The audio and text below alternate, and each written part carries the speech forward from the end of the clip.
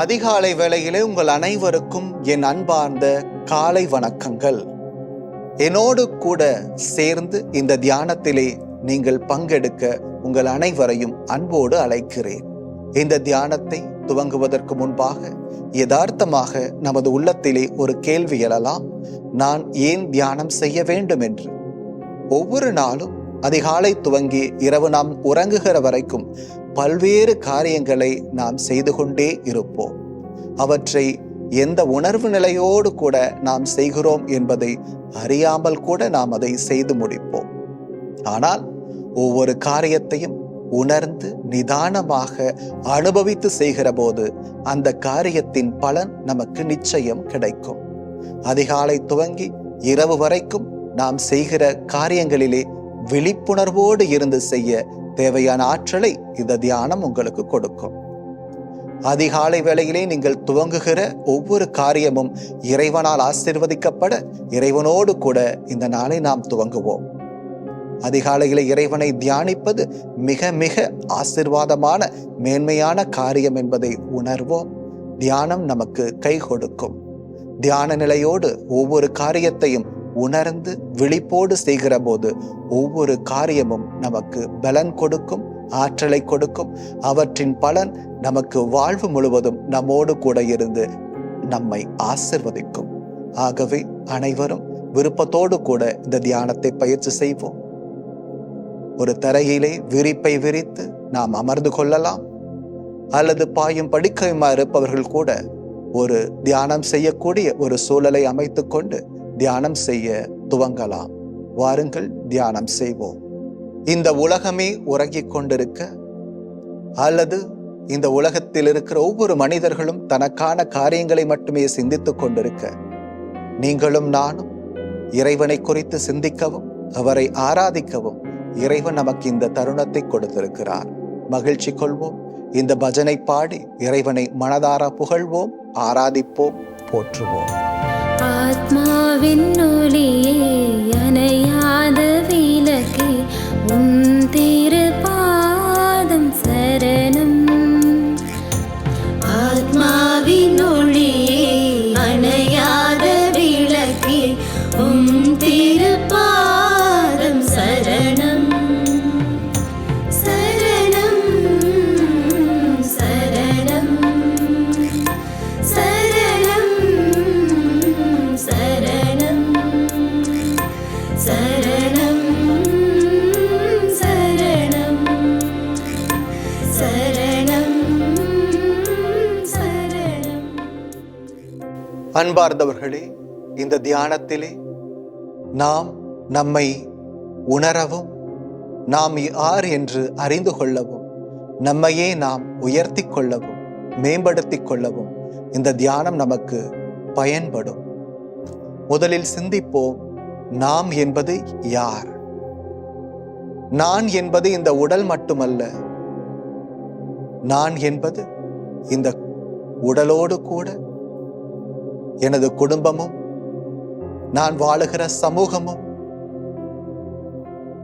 எனது நண்பர்களும், என்னை சுற்றி இருக்கிற பிற மனிதர்களும், அவற்றோடு கூட எனக்கான லட்சியங்களும், இறைவன் எனக்கு கொடுத்திருக்கிற நோக்கங்களுமே நானாக இருக்கிறேன். என் உடலை நான் பராமரிக்கிறேனா, பாதுகாக்கிறேனா, அல்லது ஒவ்வொரு நாளும் அதனை அழித்து கொண்டிருக்கிறேனா?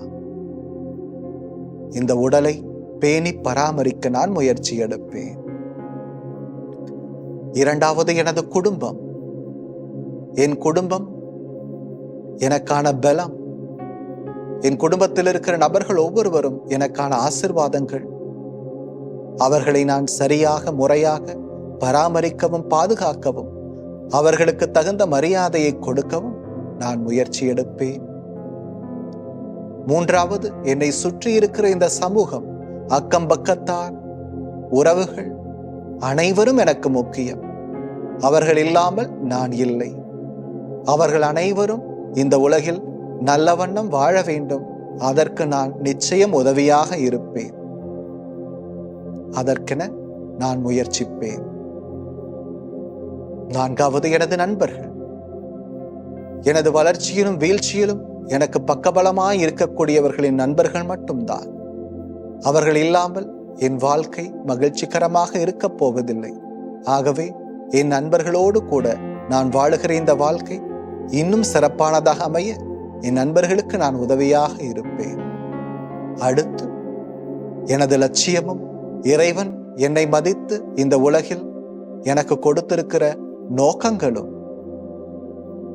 அன்பு இறைவா, நீர் என்னை மதித்து எனக்கு கொடுத்திருக்கிற நோக்கங்கள் ஒவ்வொன்றையும் நான் சரியாக முறையாக செய்து முடிக்க பலம் தாருங்கள்.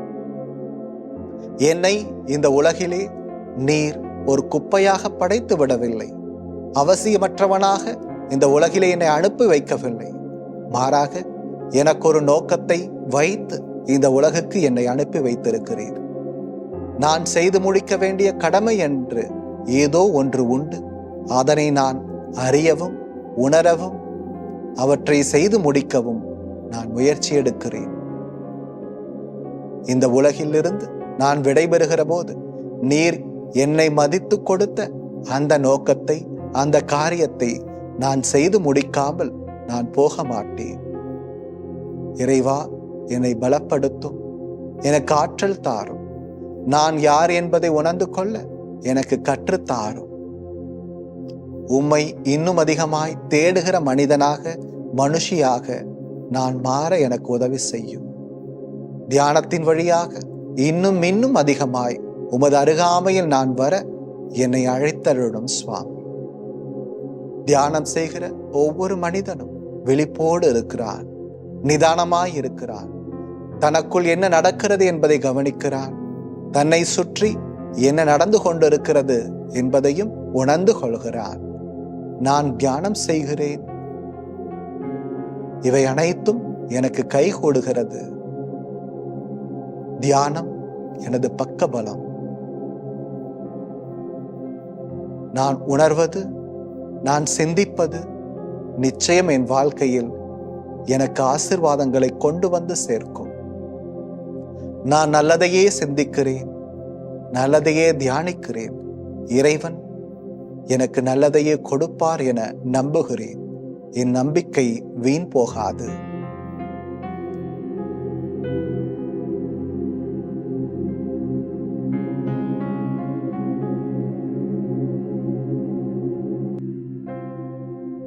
அன்பார்ந்தவர்களே, ஒரு ஜப்பானிய குரு இவ்வாறு சொல்லுகிறார், when you sit everything sits with you. நாம் அமர்ந்திருக்கிற போது அனைத்தும் நம்மோடு சேர்ந்து அமர வேண்டும். அதாவது நாம் நிதானமாகவும் பொறுமையாகவும் அமைதியாகவும் நாம் அமர்ந்திருக்கிறோமா? சிந்திப்போம். நாம் அமர்ந்திருக்கிற போதும் நாம் ஓய்வெடுக்கிற போதும் நமது உள்ளம் படபடைத்துக் கொண்டும் ஏதோ ஒரு காரியத்தை குறித்து சிந்தித்துக் கொண்டும் இருந்தது என்றால் ஓய்வு எங்கே இருக்கிறது? ஆக நிம்மதியாய், நிதானமாய், அமைதியாய் அமர கற்றுக்கொள்வதே நமக்கான ஆசீர்வாதம். சிந்திப்போம், ஒவ்வொரு செயலையும் விழிப்புணர்வோடு செய்வோம். அமர்ந்திருக்கிற போதும் கூட நம்மோடு கூட அனைத்தும் அமருகிறதா என்பதை கவனித்து பார்ப்போம். ஓய்வெடுக்கிற போது கூட எல்லா எண்ணங்களும் ஓய்வெடுக்கிறதா, எல்லா உறுப்புகளும் ஓய்வெடுக்கிறதா என்பதில் கவனம் கொள்வோம். இந்த நாள் இனிய நாளாக அமையட்டும். நன்றிகள்.